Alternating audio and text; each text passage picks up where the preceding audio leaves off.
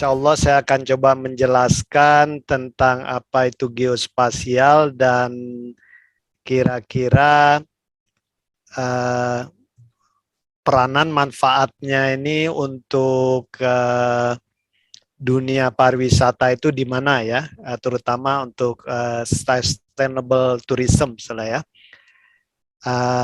Mungkin ini coba saya agak besarkan.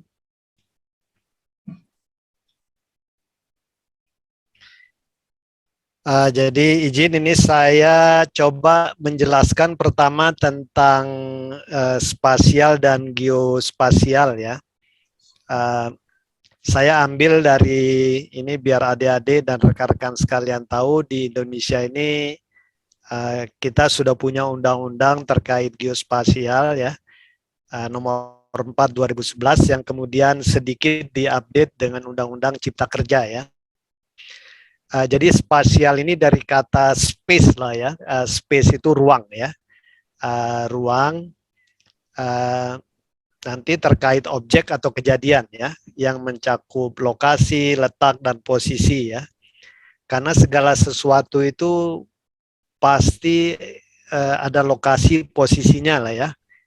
Kayak tadi saya bertanya setiap hari itu di mana sih lokasinya, nah ya, misalnya Karangsetra, nah itu menunjukkan posisi lokasi ya. Karena informasi tanpa lokasi, tanpa posisi, letak menjadi kurang berarti ya, bingung kadang-kadang kita. Nah, kalau geospasial seperti dikatakan Prof. Noah tadi, geo itu bumi, spasial ini dari space kalau bahasa Inggris ya, ke ruangan. Jadi ruang kebumian.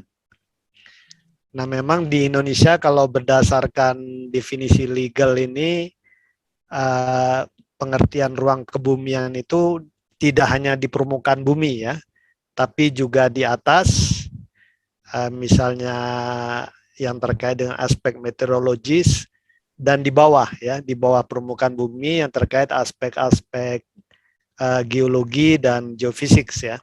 Semuanya masuk dalam ranah geospasial. Jadi menunjukkan lokasi, letak, posisi ya di permukaan bumi, di atas, di bawah dari suatu objek atau kejadian ya. Nah, itu pengertian spasial dan geospasial.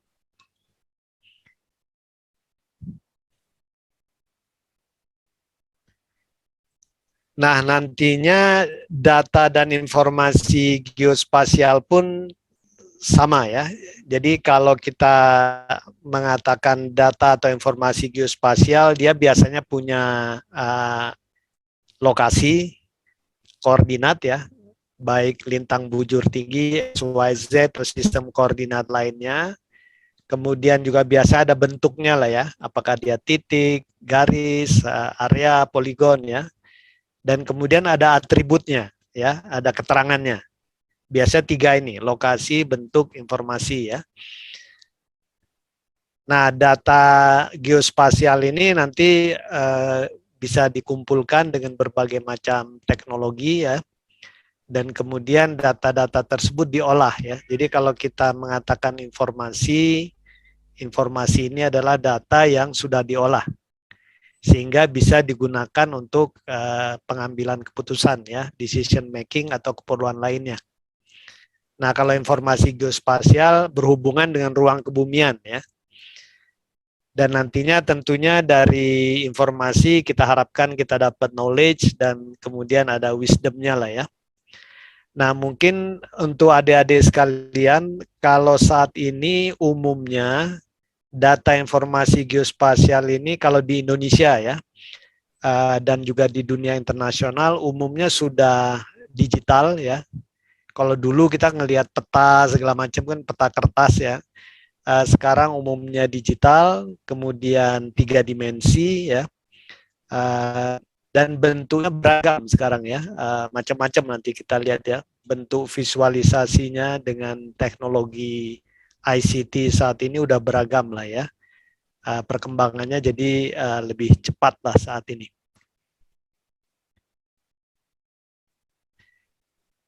Nah, kalau mau sedikit lebih detail, Jadi data geospasial ini data yang sifatnya geometrik, keruangan ya.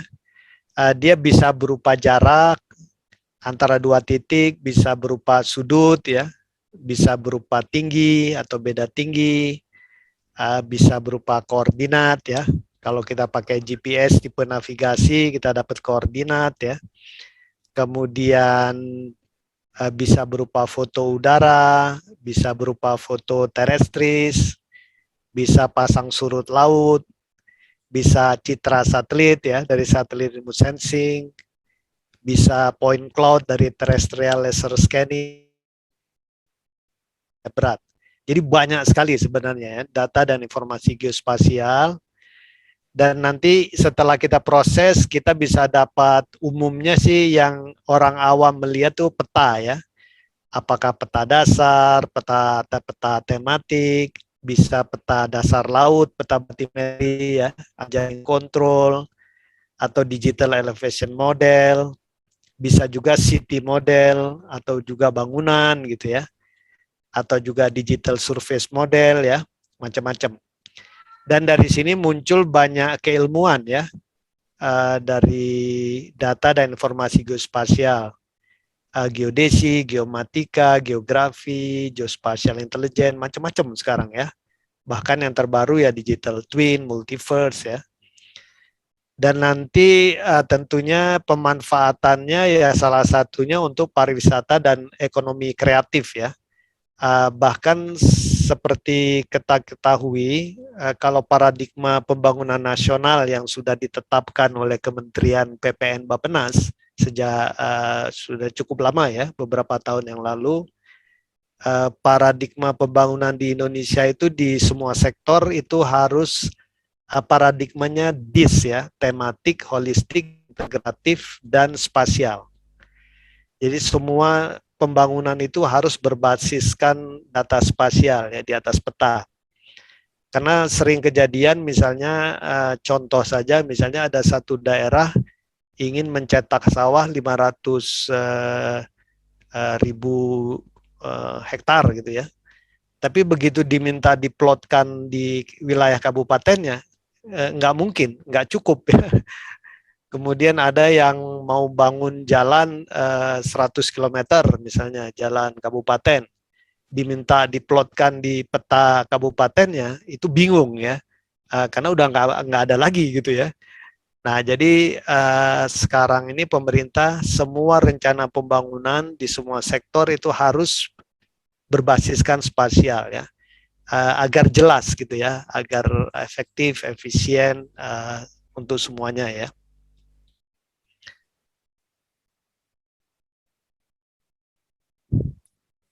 Dan ini Pak Presiden kita sudah menyampaikan juga dalam pidato kenegaraan ya, 16 Agustus 2019 ini saya hadir juga.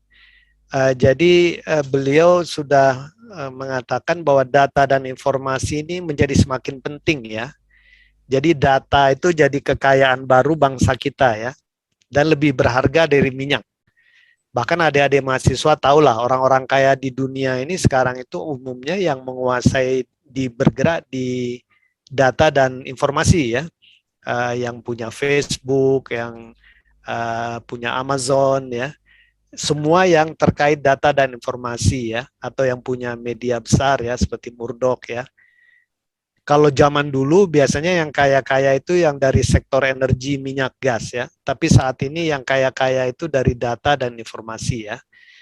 Jadi kita lihat juga nanti data dan informasi geospasial ini juga menjadi semakin penting ya, semakin bermanfaat.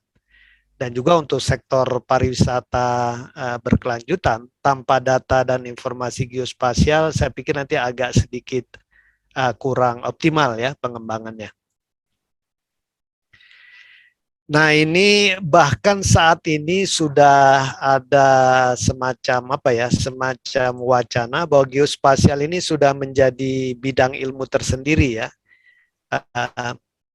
Jadi kalau di beberapa negara geospasial ini menggabungkan geodesi, geomatik, dan geografi ya, gabung ya, plus beberapa yang lainnya. Jadi geospasial ini the science of where ya, ilmu tentang lokasi ya. Dan nanti kita lihat tahapannya itu mulai dari pengumpulan data, visualisasi dan pemetaan, kemudian analisis dan pemodelan spasial, perencanaan dan desain spasial, pengambilan keputusan berbasiskan data spasial ya, sampai ke mendukung berbagai sektor pembangunan ya, termaksud pariwisata ya. Dan sekarang ini sudah biasa data informasi geospasial itu diintegrasikan dengan data-data lain ya, data statistik, sosial, ekonomi, lingkungan, kependudukan, keuangan ya, digabungkan ya. Dan nanti tentunya kita di Indonesia ya harus siap-siap juga ya. Karena segala sesuatu itu terjadi di lokasi tertentu ya, dan semua orang sekarang itu mainnya main lokasi, main peta ya, main data ya. Jadi ini menjadi seperti sains baru ya. Saya pun sebenarnya punya mimpi suatu saat di perguruan tinggi di Indonesia itu ada Fakultas Ilmu dan Teknologi Geospasial ya. Di dalamnya nanti setidaknya ada geodesi, ada geomatik, ada geografi ya, ada data science, ada informatik ya, gabung semua ya. Tapi ya walau alam nanti kita lihat ya ininya ya. Nah ini kalau coba kita lihat urai lebih secara keilmuan ya. Jadi geospasial itu memang backbone-nya ini di tiga ini sebenarnya ya, geografi, geodesi, geomatik. Nah pendukungnya saat ini dengan kemajuan ICT dan teknologi revolusi industri 4.0 itu data science, kemudian informatik, ilmu-ilmu kebumian dan perencanaan wilayah ya. Ini keilmuan yang terkaitnya ya. Nah, memang di beberapa negara data science ini dan informatik juga banyak berkolaborasi dengan teman-teman di geospasial ya. Dan nanti aktivitasnya ini mulai dari penentuan posisi, survei pemetaan, navigasi, tracking, surveillance ya, imaging, scanning, GIS, spatial analysis, modeling, remote sensing di sini ya, earth observation modeling, spatial planning and design, digital twins and metaverse ya. Sekarang ini memang berkembang pesat ya. Dan saya lihat nantinya untuk sustainable tourism, ecotourism ini akan bermanfaat lah ya.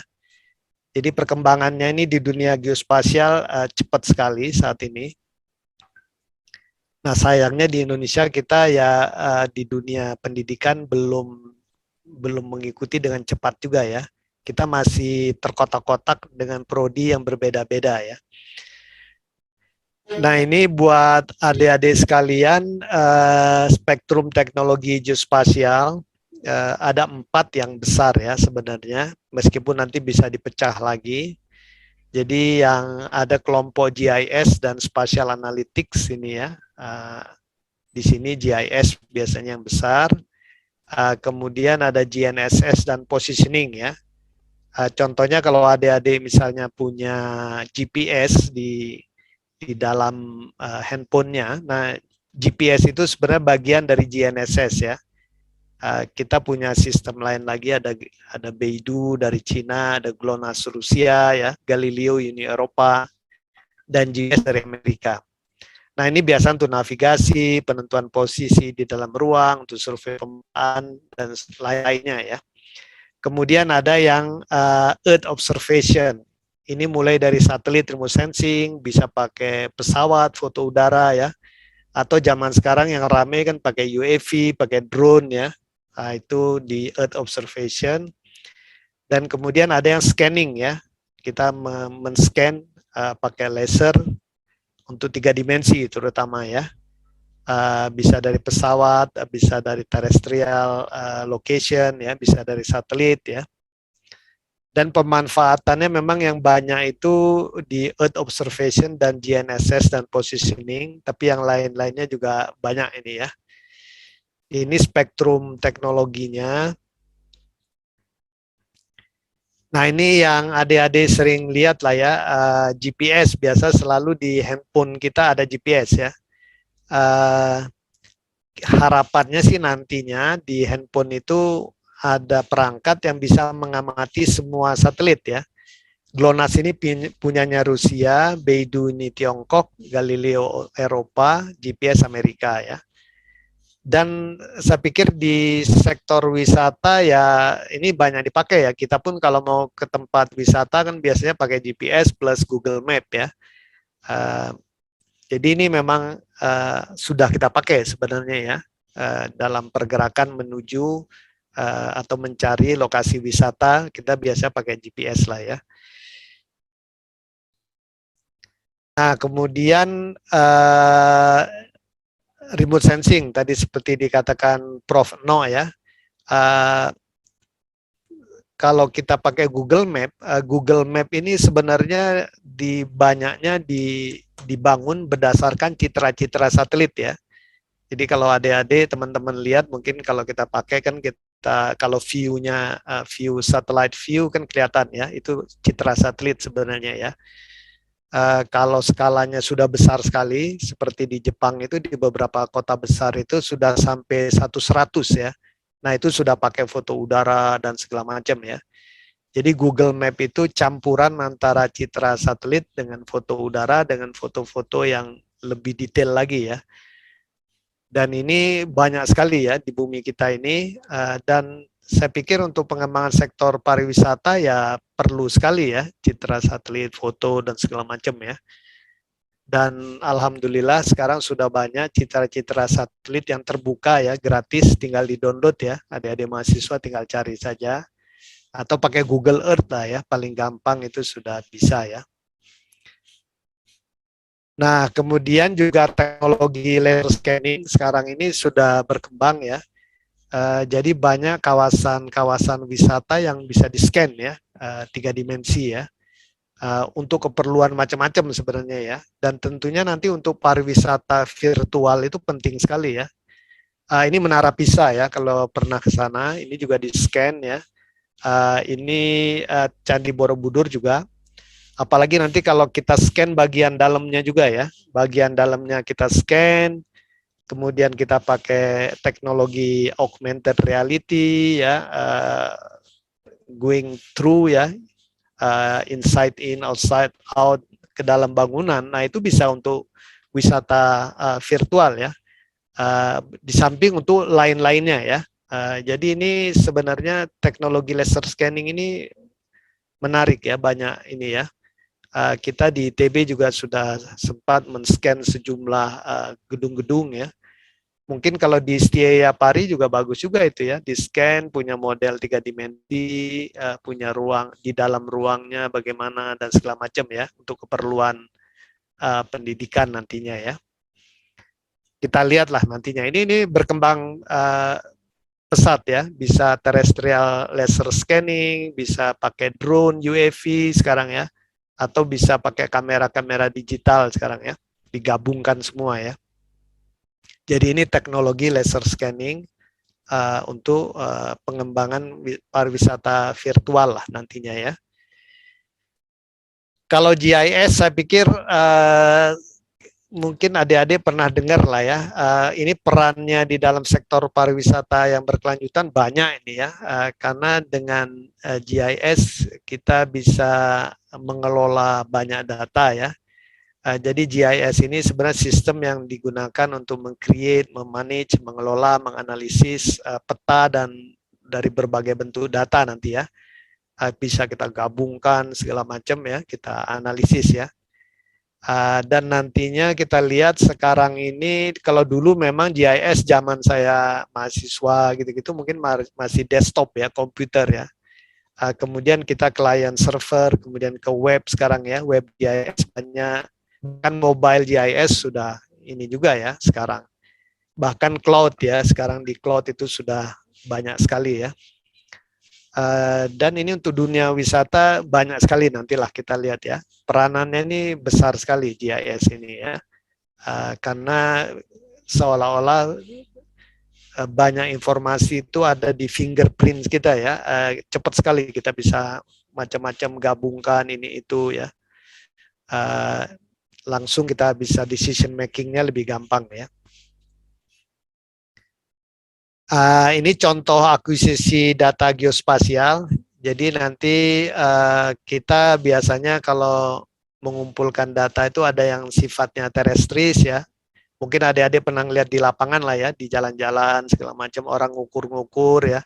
Ini biasanya di teman-teman geodesi ini banyak dari mahasiswa kita ngukur-ngukur ini ya.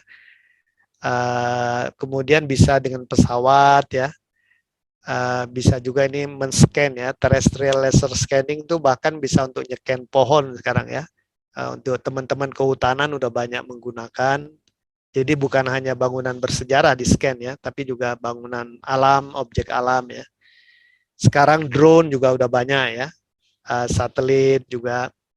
Kemudian ini untuk dasar laut ya. Kalau ini untuk wisata maritim mungkin ya. Kalau mau diving, mau nyelam segala macam kan topografi dasar laut. Nah ini bisa disurvei dulu ya pakai batimetri ya. Jadi ini banyak teknologinya. Ini menunjukkan saja saat ini geospasial dan teknologi apa ya, revolusi industri 4.0 ini sudah berkelindan dia ya, sudah nggak bisa dipisahkan lagi ya. Ini teknologinya, kemudian ini pendorongnya saat ini kan ada Internet of Things, Artificial Intelligence, Cloud ya, Big Data, wireless, broadband, ada blockchain sekarang ya, ada digital twin, metaverse ya, dan juga delivery platformnya udah banyak sekarang ya. Ada web, ada social media, ada cloud ya, ada enterprise, macam-macam lah ya. Jadi saat ini peta yang dulu kita lihat itu kertas itu sudah berupa data dan menjadi smart object bahkan ya. Dan visualisasi itu tidak cukup lagi, sudah analytics ya. Sehingga nanti untuk dunia pariwisata pun ini juga nanti mungkin analisa-analisa untung rugi benefit dari wisata itu bisa dilakukan ya di suatu kawasan ya, lebih holistik lah ya, mencakup sosial, ekonomi dan lingkungan ya. Dan nanti kita lihat memang saat ini sudah banyak dimanfaatkan ya teknologi revolusi industri 4.0 ini untuk aplikasi geospasial ya, untuk macam-macam ya, karena lebih apa ya, berbasis digital, 3 dimensi, bisa dalam ruang, real time, lebih cepat, lebih mudah, lebih kontinu, dan ini akan bermanfaat untuk pariwisata berkelanjutan lah pasti ya. Cuma breakdown-nya itu nanti bagaimana, nah ini mungkin teman-teman di CIA Pari yang lebih paham ya. Kalau saya senang jalan-jalan tapi nggak paham keilmuan pariwisata ya ininya. Mungkin pernah dengar digital twin ya. Digital twin itu jadi kita seperti ingin membuat gambaran daripada sesuatu yang real ya. Kalau tadi kelihatan kalau Candi Borobudur secara geometri didigitalkan jadi 3 dimensi, nah itu bagian dari digital twin. Tapi digital twin itu bukan hanya objeknya yang didigitalkan ya, tapi proses-proses hubungan-hubungan yang di dalamnya ya. Jadi geometri dan non geometrinya itu didigitalkan. Jadi ada padanannya di ruang digital. Jadi kalau misalnya STA Yapari mau di digital twin kan, jadi gedungnya ada, di dalam ruangannya ada juga, kemudian orang-orangnya siapa, duduk di mana itu tuh ada di dunia mayanya, ada gambarannya ya. Itu yang namanya digital twin ya. Dan ini bisa dipakai untuk macam-macam ya. Nanti adik-adik bisa baca, atau kalau mau nanti lebih baca, googling saja digital twin ya. Ini sesuatu yang sudah banyak dipakai ya. Bahkan di beberapa negara Eropa itu kota di digital twin kan gitu, bangunan-bangunan. Nanti contohnya yang sudah bersertifikat, atap-atap bangunannya itu dibeda-bedakan gitu ya. Bahkan sampai misalnya asalnya dari mana, misalnya kota Bandung, di digital twin kan 3 dimensi, mungkin dinding, warna dinding menunjukkan hak milik, sertifikat, dan segala macam. Atapnya mungkin pendidikan keluarganya atau kondisi ekonominya bisa dimainkan di sana ya. Macam-macam ya. Jadi proses-proses atribut sosial ekonomi itu berusaha dicari kembarannya, tinggal legendanya saja nanti ya. Dan tentunya untuk pariwisata jelas untuk pariwisata virtual ya pasti ya. Kalau untuk digital twin.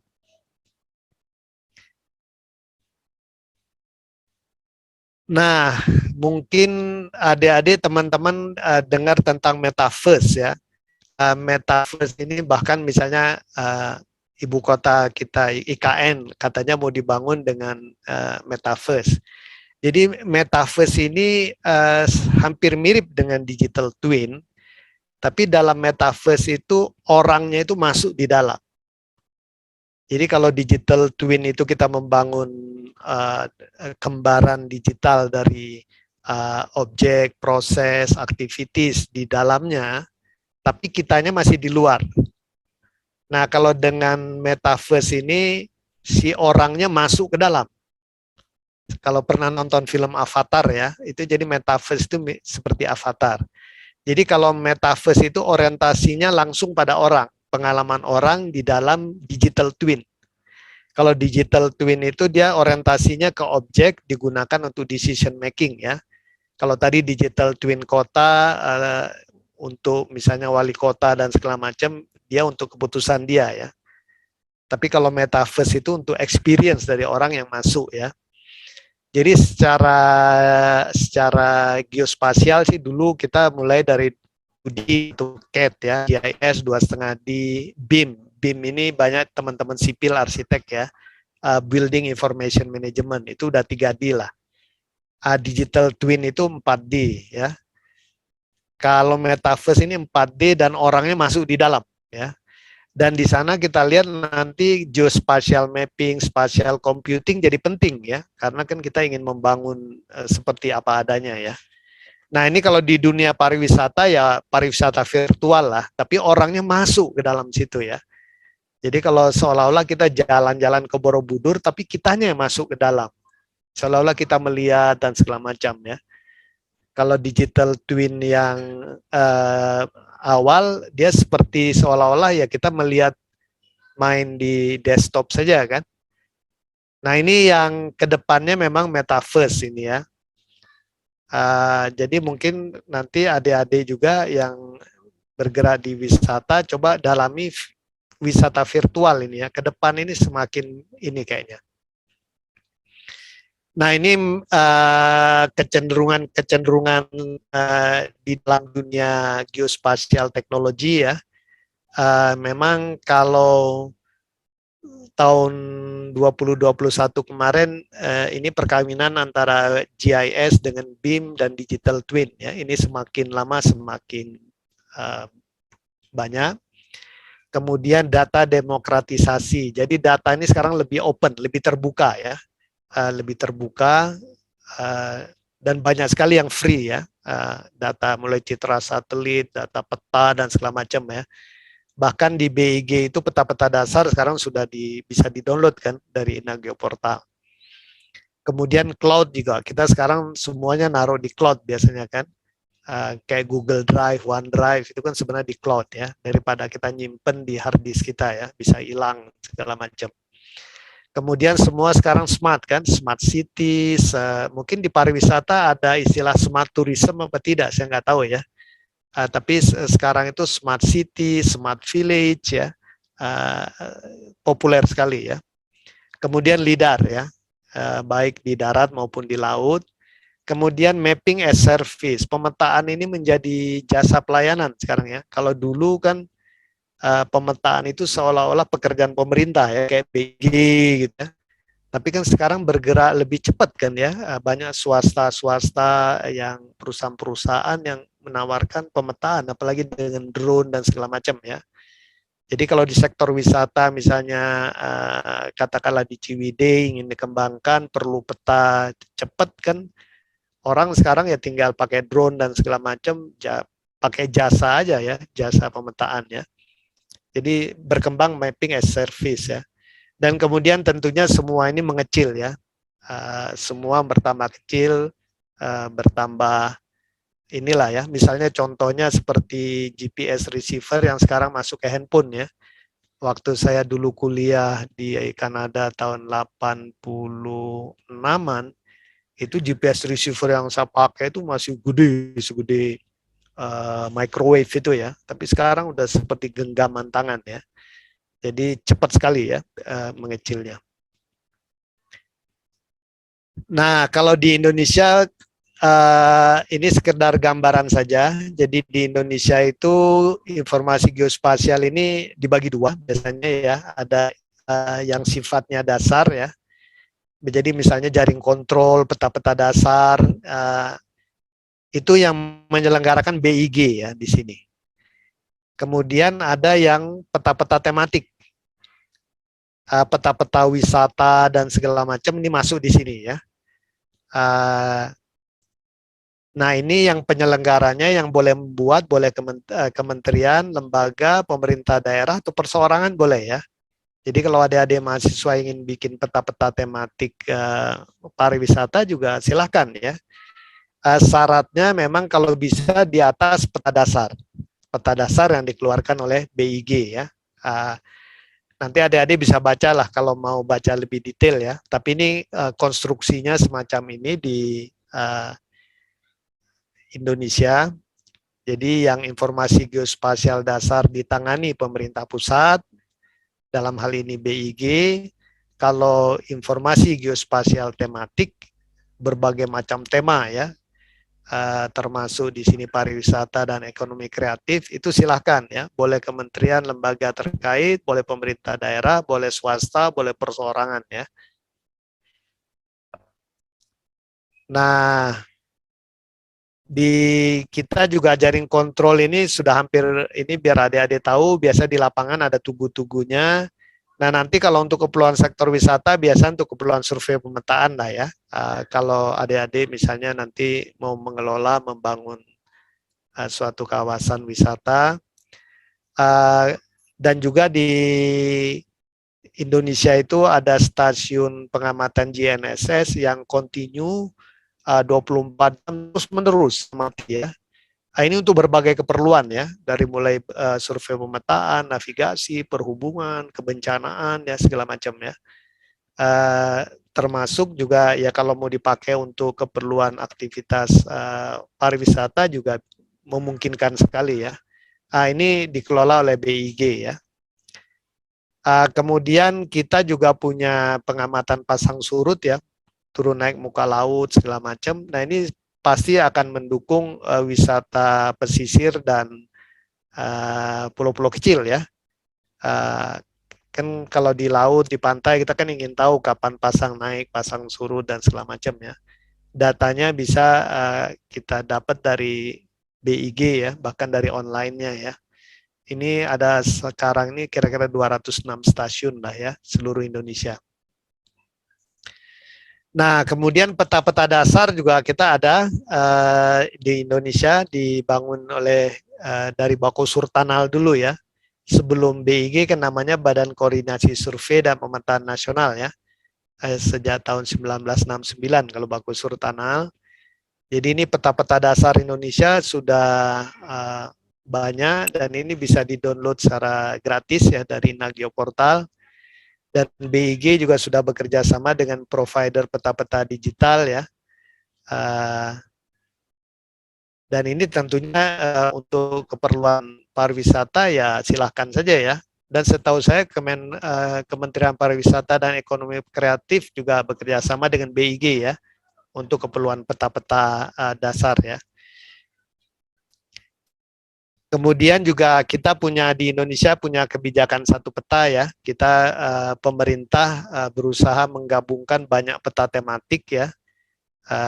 dari berbagai provinsi, kementerian, lembaga ya. Saat ini ada 158 peta tematik yang digabung-gabung, diintegrasikan, disinkronisasi, diberbagi pakaikan untuk berbagai macam sektor ya, termasuk pengembangan wisata dan ekonomi kreatif. Jadi adik-adik mahasiswa nanti kalau perlu peta atau segala macam, coba aja kontak ke BIG ya. Peta-petanya lebih detail dibandingkan peta-peta Google Map ya, jelas.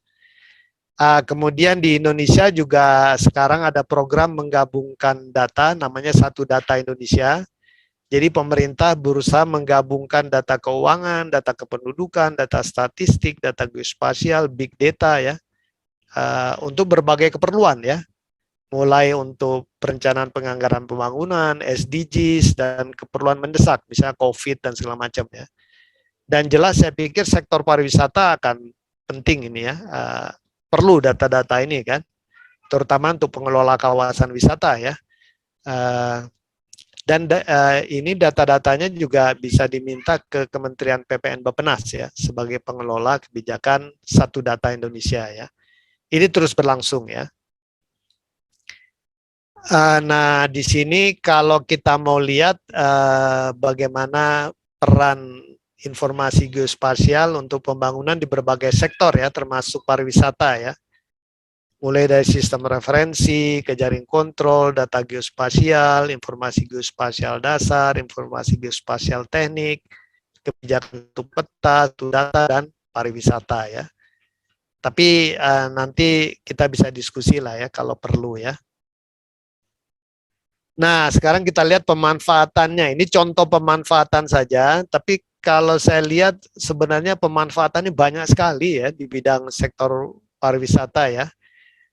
Mungkin justru adik-adik, rekan-rekan lebih paham ya.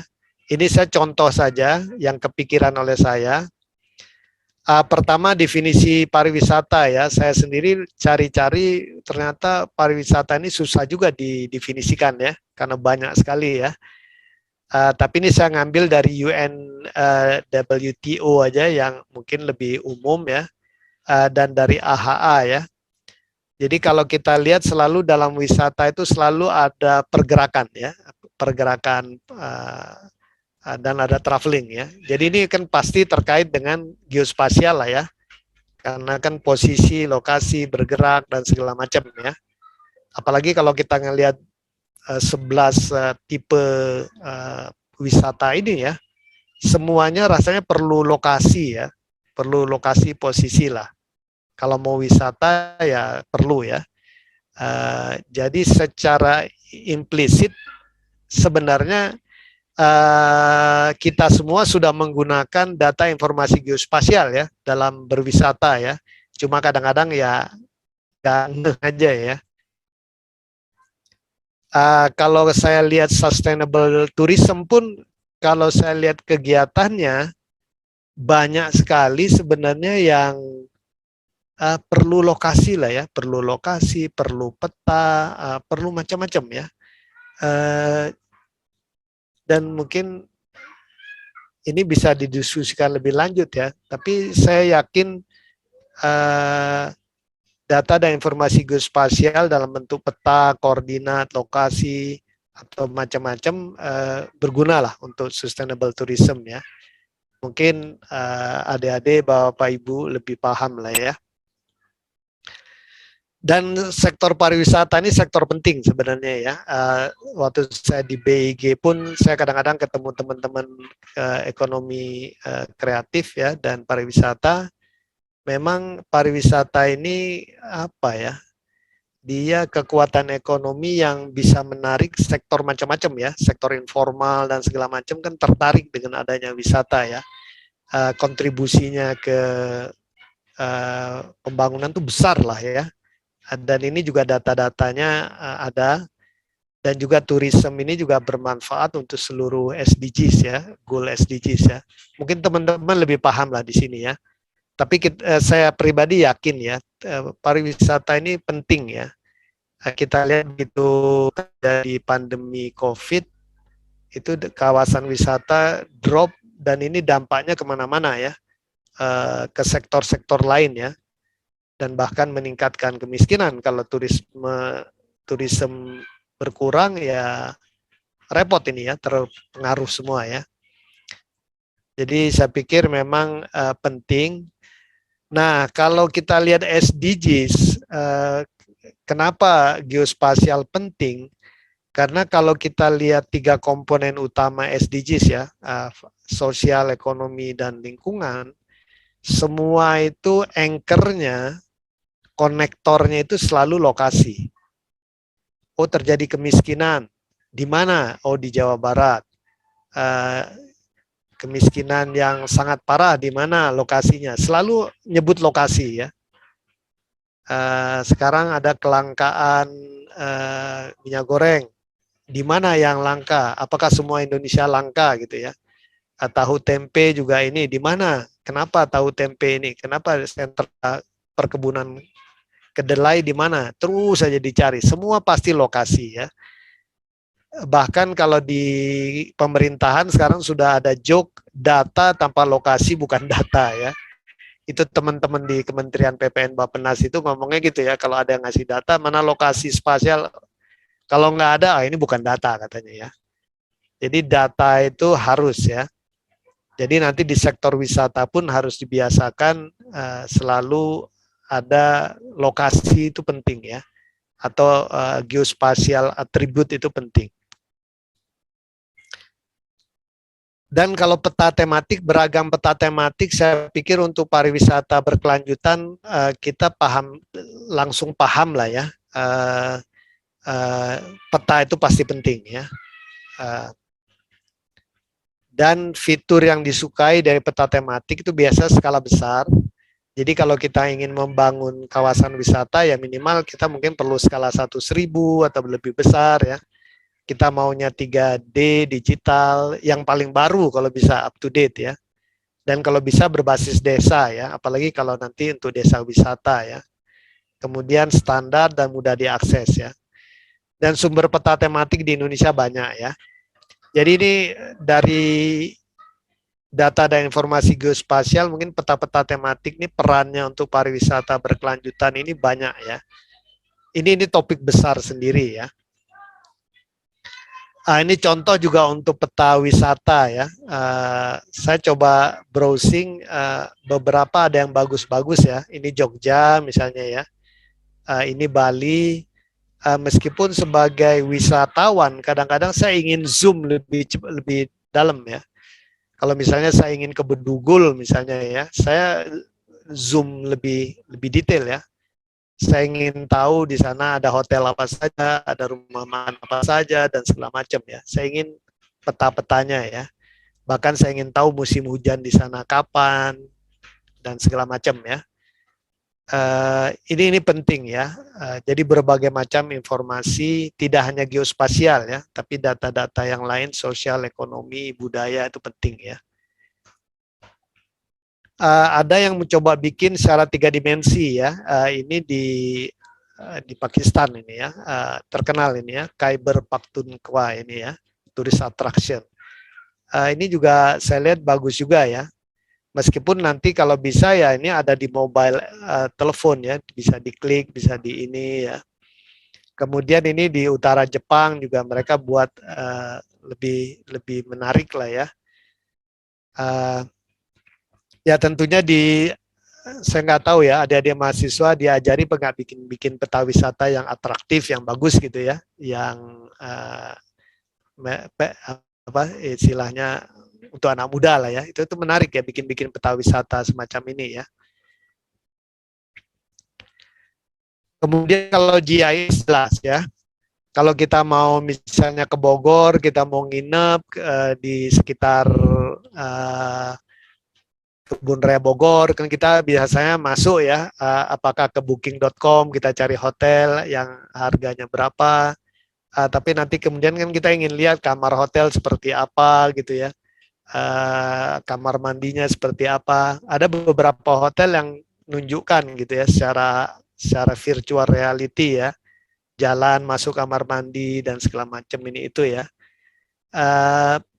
Itu juga ya untuk pariwisata jadi penting ya. Jadi GIS ini membantu turis dalam merencanakan kebutuhan selama berwisata ya. Misalnya kita mau ke Labuan Bajo, kita ingin nyari hotel yang sesuai dengan anggaran kita, apakah restoran-restoran halal apa tidak di sana, objek wisata di itu apa saja ya selain Pulau Komodo dan macam-macam lah ya.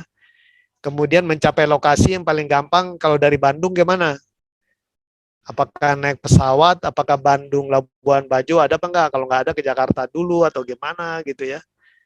Dan macam-macam nanti ya. Untuk agensinya juga dia perlu ya untuk hotel manager dan segala macam ya. Jadi GIS ini sekarang penting lah ya. Siapa yang menguasai data dan informasi spasial, dia akan menguasai Medan ya. Dan dia akan menguasai bisnis ya. Saya yakin di dunia industri wisata pun begitu. Siapa yang menguasai data, informasi, sosial, ekonomi, lingkungan, dan turis, dia akan menguasai ya. Kita sering lihat lah banyak lokasi wisata yang tutup karena nggak bisa mengelola data informasi secara baik ya. Padahal potensinya besar ya, walau alam ya. Dan ini kalau teman-teman, adik-adik mau lebih detail ya, GIS itu misalnya lokasi, itu untuk kalau inventarisasi sumber daya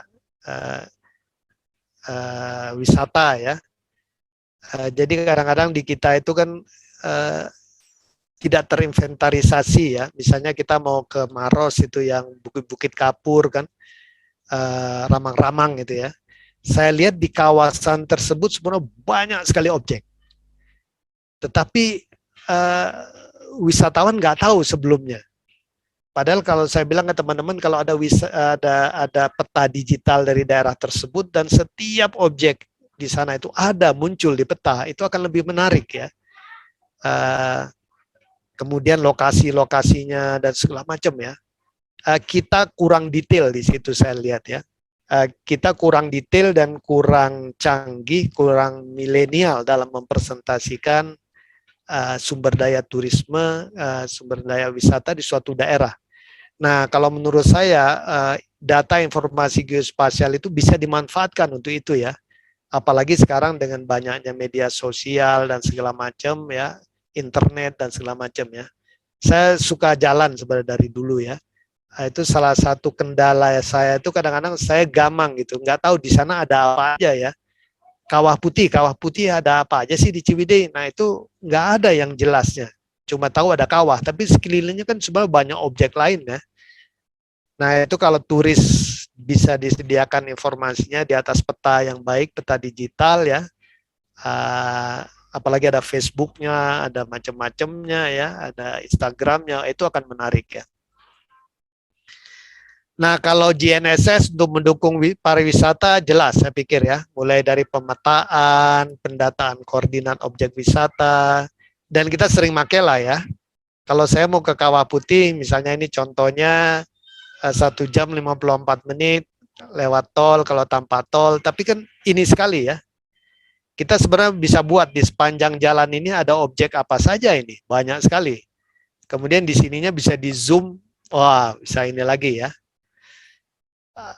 Banyak adik-adik ini sebenarnya banyak potensi potensi pengembangan wisata tuh banyak sekali ya. Jadi nggak usah takut kehilangan kerja kalau mungkin lulusan setiap hari ya. Apalagi perkembangan geospasial yang cepat sekali ya. Tinggal inovasi saja. Nah ini juga yang saya lihat belum digarap ya.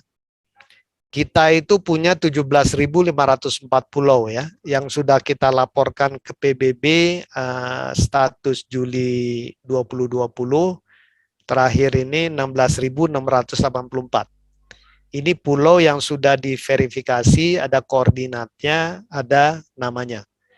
Saya begitu lihat ini potensi wisatanya Masya Allah, besar sekali ya.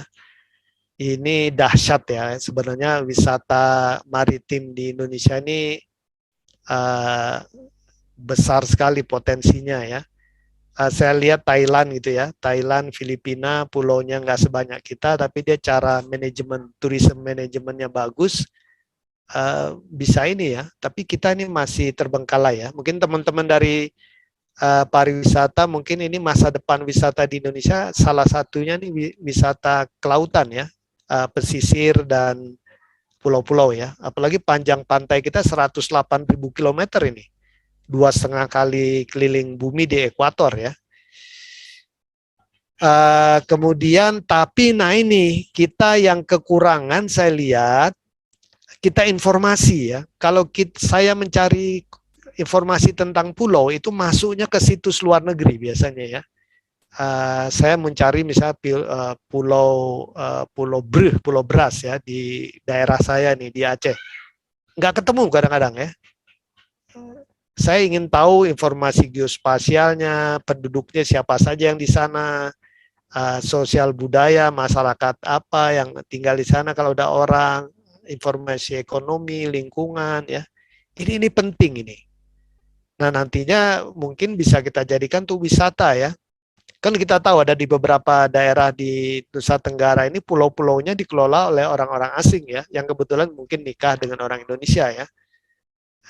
Dan itu pengunjungnya dia dari luar negeri itu ya, di advertise itu ke luar negeri ya. Saya bilang kan harusnya nih untuk domestik banyak sekali ya.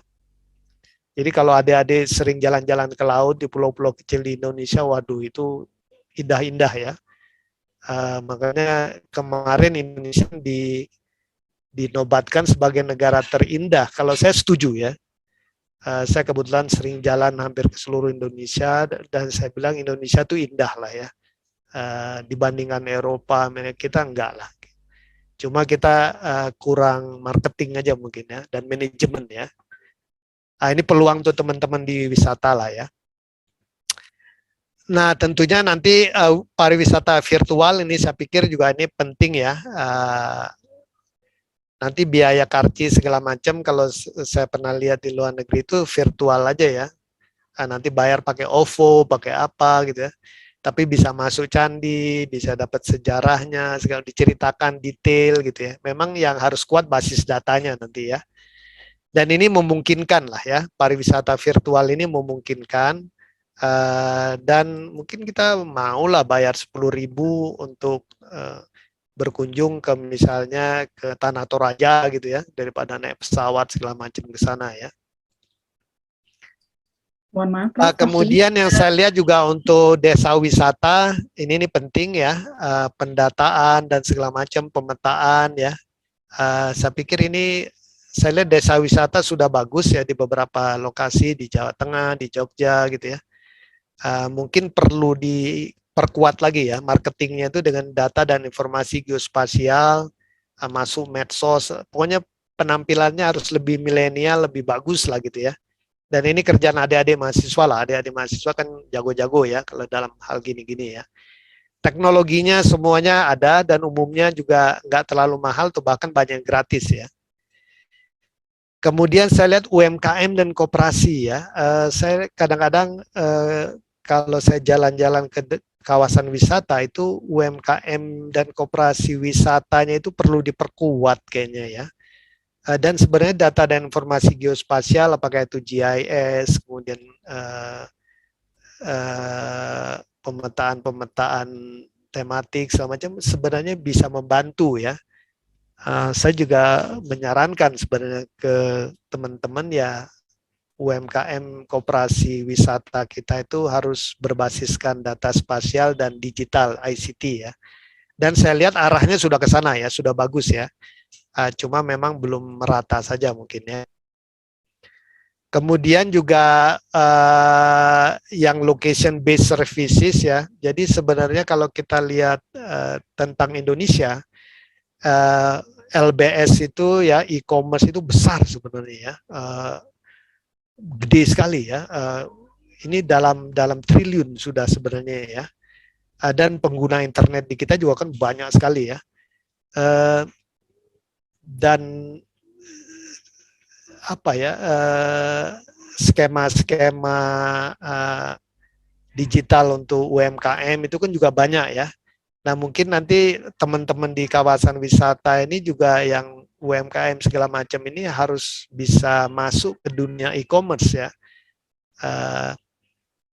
Nah itu juga potensi besar lah ya.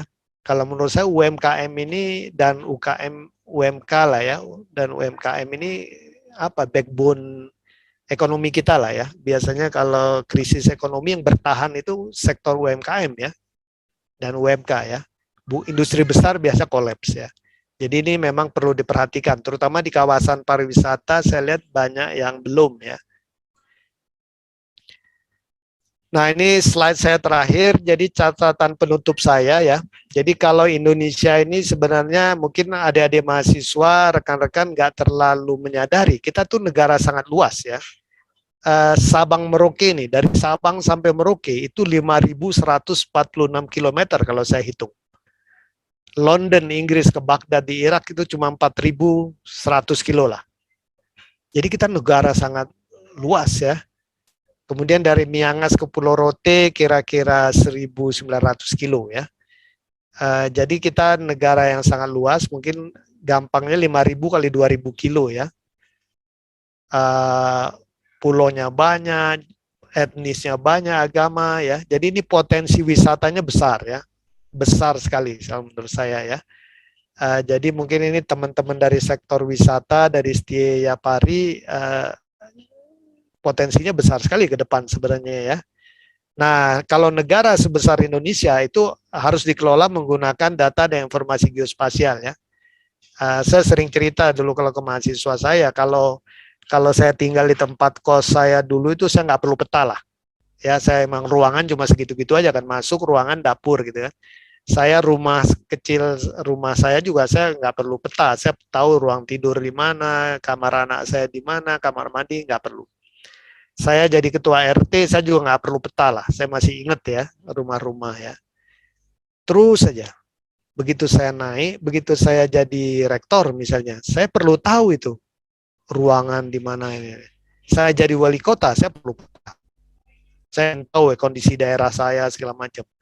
Apalagi saya jadi presiden, misalnya kayak Pak Presiden Jokowi, dia harus tahu ini peta dan segala macam ya.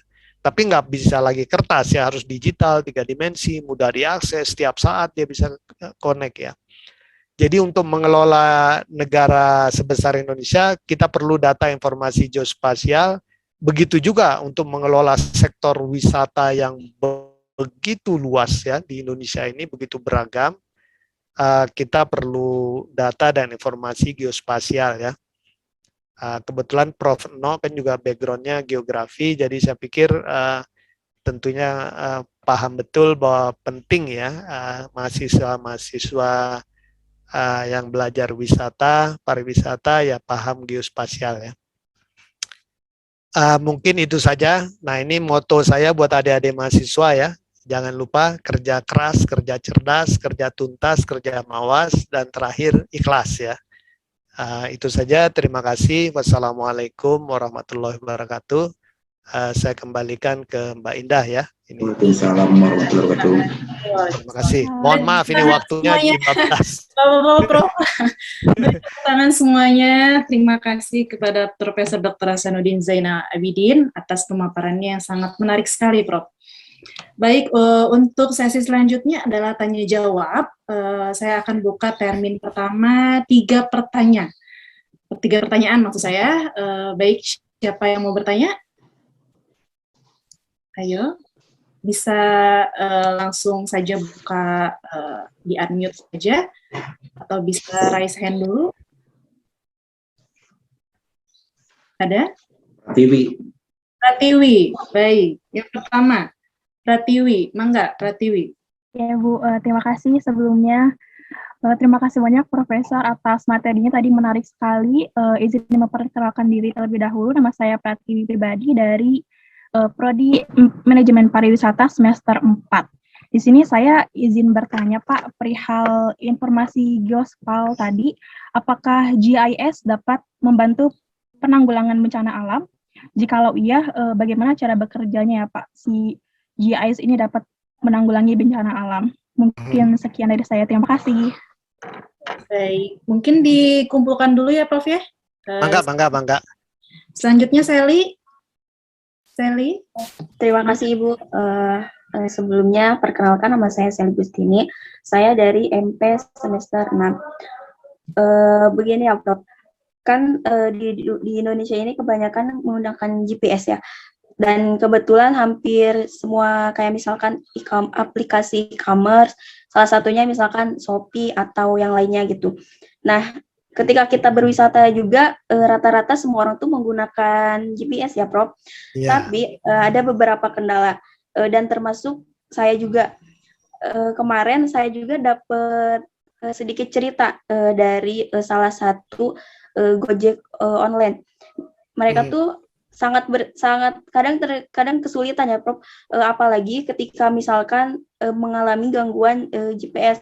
Kadang mereka ada yang sampai nyasar ke tempat yang mereka aja nggak tahu gitu, padahal di GPS-nya itu misalkan belok kiri, mereka mengikuti belok kiri, tapi pada ujungnya tidak ada tujuannya. Dan termasuk ketika misalkan saya ingin berkunjung ke wisata A, terus saya menggunakan GPS juga. Nah, terkadang seperti itu, Prof.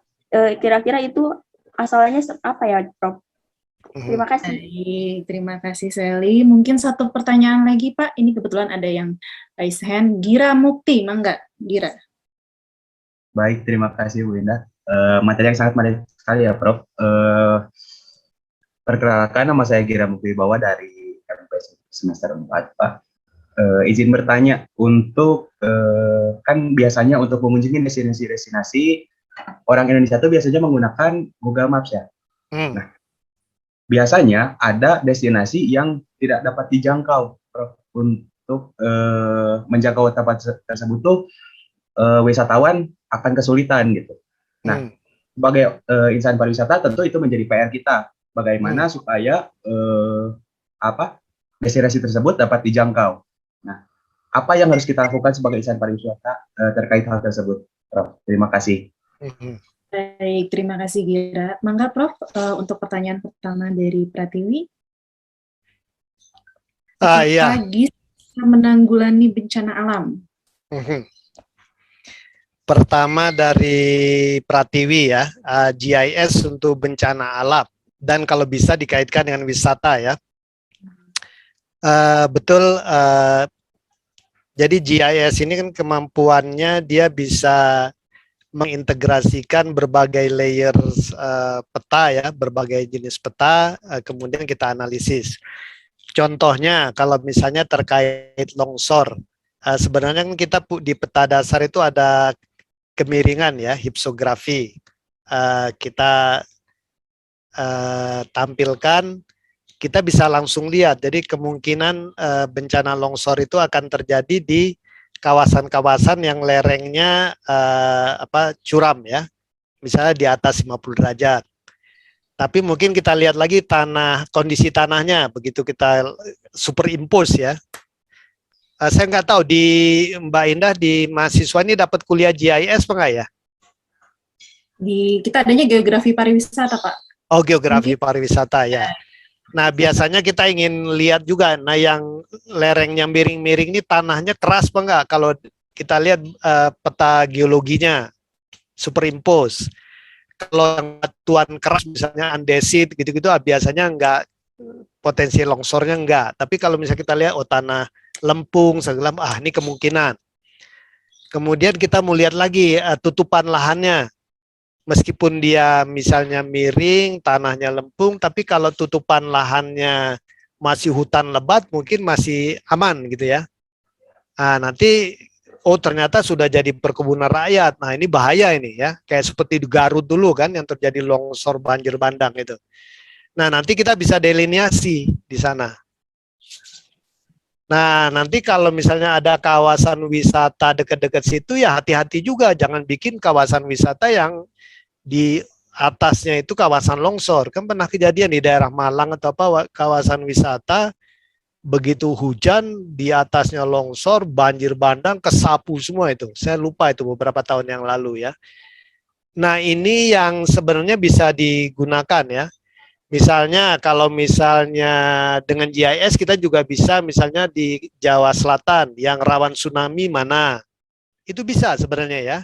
bisa diplot sumber-sumber gempa kemungkinan di mana, topografinya bagaimana, kita simulasi dengan GPS kalau terjadi tsunami, air itu masuk misalnya sampai 30-50 meter. Oh, kalau mau bikin kawasan wisata jangan persis di pantai, naik bukit ya. Itu contoh ya. Tapi to be honest ya, di kita ini kadang-kadang ya orangnya mungkin merasa punya nyawa lebih gitu ya. Kadang-kadang saya juga bingung. Ini sudah pasti, apalagi kalau yang bikin peta. Saya pernah kejadian itu, mau ke Jakarta lewat jalan lama, di kawasan Cianjur itu ada rumah makan itu, yang ada apa, rumah makan gurame yang baby fish itu ya, terkenal itu. Saya bilang pakai Google, kata teman saya ya. Jadi si Google ini salah ngasih koordinat si warung itu. Saya bilang enggak, harusnya udah lewat. Enggak Pak, di Google tuh masih di depan. Begitu nyampe itu bukan warung itu. Jadi emang salah si yang masukin datanya ya. Jadi nanti meskipun teknologi itu sudah bagus ya, tapi pendataan peta itu juga penting ya. Jadi kalau di kawasan wisata misalnya di Maribaya itu juga harus detail ya. Oh ini jembatan ini itu segala macam, di tagging pakai koordinat, namanya harus benar. Karena nanti kalau nyari ya peta mah sesuai dengan masukan kita ya. Jadi untuk adik-adik nanti yang bekerja di sektor wisata, kalau mendata objek-objek wisata dan namanya itu harus benar ya. Jangan sampai salah gitu ya ininya ya. Jadi yang salah bukan di GPS-nya, tapi di petanya, di atribut-atributnya ya. Kemudian tadi dari siapa, Gira Mukti ya? Gira, iya. Tadi pertanyaannya itu Sama Pak sebenarnya dengan Sally, tapi yang harus dilakukan sebagai insan pariwisata apa gitu tambahannya? oh ya, misalnya betul itu. Ini ya kalau menurut saya ya nanti untuk pengelola ya, untuk pengelola wisatanya ya. Misalnya di kawasan Bandung Selatan itu Saguling masuk ke dalam-dalam itu ya. Itu ada wisata yang bagus itu, air terjun dan segala macam ya. Di Google sudah ada ya. Tetapi jalan ke sana susah ya. Susah ya. Harus mobil, kemudian motor, jalan kaki sebentar. Nah, nanti yang harus kalau bikin peta wisata, petunjuk wisata, yang harus itu kejujuran ya, apa adanya. Jadi kalau misalnya misalnya dari Padalarang sampai mana mobil, kemudian belok di daerah Cipatat itu belok ke arah kiri, itu bisa pakai motor atau apa. Sesudah itu berhenti hanya bisa jalan kaki. Nah, itu harus dijelaskan di peta ya, di peta wisata. Karena kalau mau bangun dulu kan lama ya. Pengunjung itu perlu tahu apa adanya ya. Jadi bisa siap-siap sebelumnya ya. Yang bikin kesel kan kadang-kadang sebenarnya 2 jam itu jalan kaki. Jalan kakinya juga harus jelaskan, turun naik, licin dan segala macam. Nah ini yang kita kadang-kadang kurang ya. Dan sering kita ke daerah kan Pak, Curug itu berapa lama? 1 rokokan sampai. Kita jalan kayak berjam-jam kan belum sampai. Bagi orang kampung itu mungkin 1 rokokan dia jalannya cepat gitu ya. Nah itu perlu data informasi geospasial. Kalau di luar negeri itu ada bahkan diberi jarak ya, jarak berapa kilo, kondisi jalan, hati-hati kalau licin, kalau musim hujan gitu ya, musim hujan licin. Bahkan ada petunjuk jangan gunakan sendal, pakai sepatu gini. Jangan pakai sepatu hak tinggi. Itu di beberapa, kalau di tempat-tempat wisata di luar negeri itu detail gitu ya.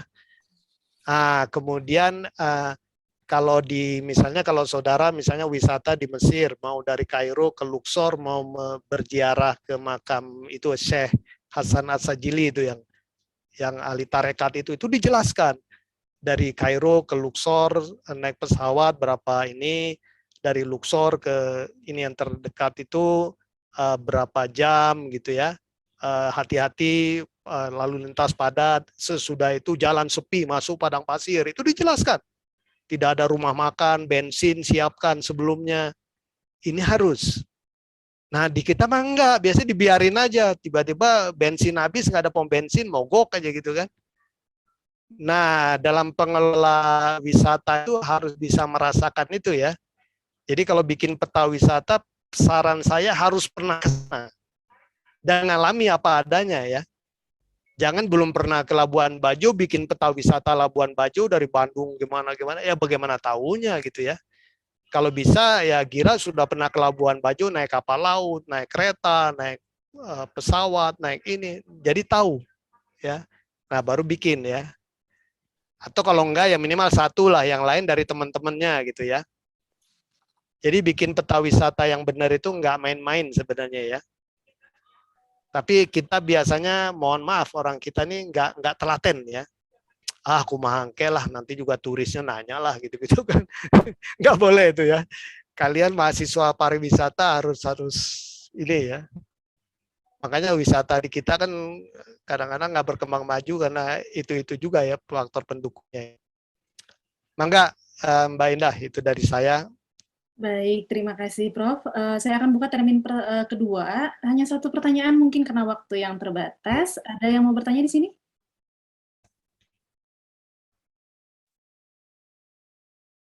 Oke, dari Fikri Irfan. Baik, bisa disampaikan secara singkat dan jelas, Mangga? Baik, terima kasih banyak Prof atas pematerian yang luar biasa. Sebelumnya perkenalkan, saya Fikri Irfan, mahasiswa Sains Informasi Geografi UPI. Izin bertanya Prof, bagaimana cara memetakan sosial kultural seperti kebudayaan, adat, dan tradisi dalam data spasial untuk mendukung informasi geospasial pariwisata? Kemudian, apa saja bentuk data spasial di bidang sosial kultural? Terima kasih banyak Prof. Baik. Ya, terima kasih. udah satu ini aja Mbak Indah ya. Ya. Kalau mau ada lebih juga boleh sih sebenarnya ya. Mangga, untuk mungkin satu pertanyaan lagi dari Ibu Lia, mungkin Ibu? Ya, Mangga. Mangga. Satu lagi ya, Prof? Jadi Mangga, kalau saya kan ini kan Jumatannya kan jam 12, jadi aman ini Mas kalau saya. Baik, mungkin dua pertanyaan saja. Baik, untuk Bu Lia? Ya, terima kasih Bu Indah. Menarik sekali Prof untuk ini. Saya lihat Prof, kalau kita bikin itu sebaiknya set plan dulu atau peta dulu. Karena kan kita punya rancang dulu ya, wilayah ini akan digunakan, baru kita buat peta. Lalu saya juga melihat ada di beberapa desa wisata itu udah ada yang menarik, Prof. Ketika dia sudah peta, di tempat titik tertentu kemenarikan itu ada barcode. Di barcode itu ada berisi tentang riwayat, sejarah, atau kegunaan atau manfaat. Jadi handphone kita juga dipakai untuk menggunakan melacak histori apa atau riwayat apa yang ada di dalam peta itu. Itu namanya apa tuh, Prof? Itu saja, terima kasih. Baik, terima kasih Bu Lia. Mangga Prof bisa langsung ditanggapi. Ya, jadi pertama dari Fikri, bagaimana memetakan aspek sosial, budaya, ekonomi ya. Ini memang susah-susah gampang ini ya. Pertama tentunya unitnya ya, unit terkecilnya apa dulu. Misalnya apakah mau unitnya home base gitu ya, setiap rumah gitu ya. Saya pernah bilang ke teman-teman yang di Pemkot Bandung gitu ya, saya katakan seharusnya Pak Wali Kota itu di ruang kendalinya dia bisa ngelihat peta Bandung ya, rumah se-Bandung di mana saja. Kemudian kalau beliau ingin tanya misalnya di dalam rumah ini saya ingin tahu yang tinggal ini bapaknya ini orang mana. Coba tampilkan yang orang Sunda di mana saja, bapaknya, keluarganya. Yang kemudian yang bapaknya orang Jawa di mana, atau orang suku lain. Kemudian yang Sunda atau Sunda Jawa atau Jawa Jawa dan segala macam. Coba diplot. Jangan sampai nanti wali kota Bandung kaget, ternyata yang di dalam kota Bandung yang tinggal itu kebanyakan bahkan bukan orang Bandung gitu yang aslinya ya. Yang aslinya Bandung mungkin tinggalnya di luar kota Bandung, malah di kabupaten ya. Dan data itu nggak ada mungkin. Sebenarnya ada, kalau mau diurut dari data-data KTP, Dukcapil, segala macam ya. Sumber datanya itu, tinggal nanti diplotkan di peta. Atau mungkin bisa juga yang ingin tahu agamanya ya. Di Bandung itu yang Islam di mana saja tinggalnya, berapa persen yang Kristen, Katolik, kemudian Buddha, segala macam ini ya. Belum yang lain-lainnya. Sebenarnya bisa ya, dari data-data Dukcapil itu bisa ya, bisa digabungkan, disegregasi, di superimpose dengan peta digital rumah per rumah ya. Kemudian dari suku, agama, kemudian terserah mau dosen atau apa ya. Saya pernah ngelihat itu peta tematik di Amerika, itu sebaran insinyur pertanian, seluruh Amerika itu di mana? Itu ada rumah per rumah. Jadi pemerintah Amerika dengan cepat tahu, oh ternyata sarjana insinyur pertanian itu ngumpulnya di mana? Arsitek di mana? Mungkin sarjana pariwisata di mana? Sarjana geodesi di mana tinggal? Nah ini kita nggak ada itu ya. Sebenarnya kan datanya ada ya, realnya tuh ada. Atau kita ingin tahu di Bandung itu populasinya bagaimana ya, usia-usianya segala macam. Datanya itu ada, tapi tidak ada yang menginikan mungkin ya. Kemudian dari sektor pekerjaan, mana yang PNS, mana yang pedagang, mana yang ini, sebenarnya kan bisa dipetakan itu ya. Di sekitar kawasan wisata juga bisa itu sebenarnya ya. Dan itu bahkan kalau di Malaysia itu sampai untuk politik dulu ya, afiliasi ya. Jadi mereka memetakan yang bapaknya ulama rumahnya di mana, yang pengusaha di mana. Kemudian oleh UMNO itu partai berkuasa digunakan untuk metode kampanyenya. Nah, jadi itu sebenarnya mudah ya. Tapi masalahnya memang pendataannya itu banyak sekali ya. Dan datanya harus benar dulu ya. Datanya harus benar dulu. Karena kalau data itu benar, nanti bansos segala macam itu akan benar ya. Kan kemarin itu dari Kemensos kan banyak diprotes, orang yang harusnya nggak dapat bansos, orang yang udah meninggal juga ada di data bansos dan segala macam. Karena pendataan, jadi peta sosial ekonomi budaya kita ini masih lemah ya. Kalau saran saya sih rumah per rumah. Memang ada sekarang peta sosial budaya tapi sangat global gitu ya. Oh, kawasan Bandung ini nggak, untuk decision making nggak main ya, nggak bisa dipakai.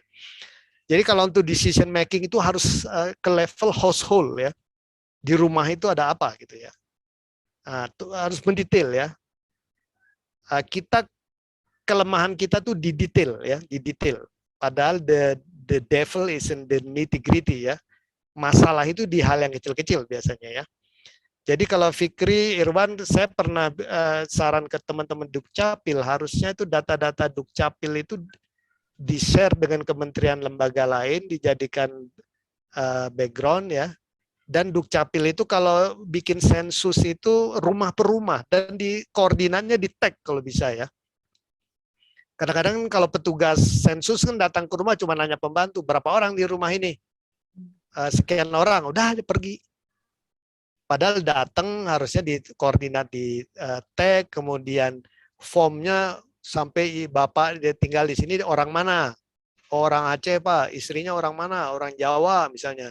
Nikah tahun berapa? Anaknya berapa? Kuliahnya di mana? Ini pekerjaannya apa? Ini terus saja. Data itu dikumpulkan. Coba bayangkan kalau digabungkan semua data itu dipetakan, wah itu dahsyat itu ya. Itu penting itu. Untuk kalau teman-teman wisata tentunya di sekitar kawasan wisata itu didata ya. Kalau di sekitar kawasan wisata orangnya miskin-miskin dan segala macam ya bikin wisata bagaimana gitu ya. UMKM-nya bagaimana gitu ya. Karcisnya berapa harganya gitu-gitulah ya. Jadi untuk Fikri ini menarik sebenarnya ya. Tapi di kita ini terus terang saja di pemerintahan nggak ada yang bikin peta-peta sampai level household ini ya, peta tematik ya. Dan di daerah saya juga nggak tahu di Bandung, Kabupaten Bandung, kayaknya nggak ada nih. Saya nggak pernah lihat ya. Tapi ya, yang jelas petanya ya datanya harus benar ya. Karena kalau datanya salah, petanya detail, nah ini juga merusak ya, distraktif ya. Garbage in, garbage out. Makanya satu data Indonesia itu untuk membereskan itu sebenarnya pemerintah. Tapi ternyata minta ampun ya. Sekarang aja minyak goreng hilang, gula harganya naik, daging naik. Kita nggak punya data. Ya. Ibu-ibu mungkin pada pusing semua gitu kan, tapi nyari datanya di mana gitu ya. Dan kita nggak tahu kemana sektor kedelai ini dari mana sumbernya dijual kemana, itu nggak ada secara digital ya, nggak terbuka. Itu tuh peta ekonomi ya, peta ekonomi kita juga rantai pasoknya nggak jelas ya.